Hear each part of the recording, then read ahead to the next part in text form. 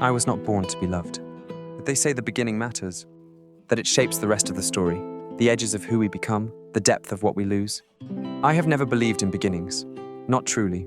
I believe in origins, the parts of ourselves we don't speak of, the quiet things buried beneath names and blood and prophecy, the things that are chosen for us before we take our first breath. My name is Tom Riddle.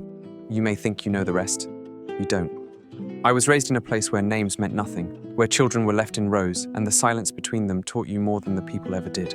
I learned early that power did not belong to those who were kind, or clever, or good. Power belonged to those who could take it. So I did. I took it in pieces. Small at first. A whisper of a thought I shouldn't have known. A flicker of movement without touch. Magic came to me like breath, and I taught myself to bend it.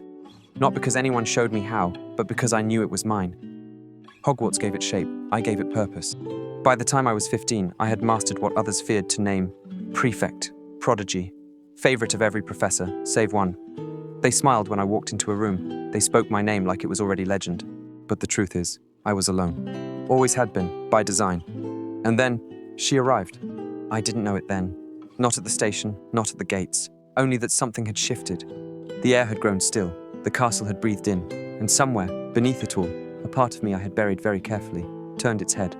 She was not meant to change anything. But some stories don't begin with lightning. They begin with a look, a step, a name you've never heard but somehow already know.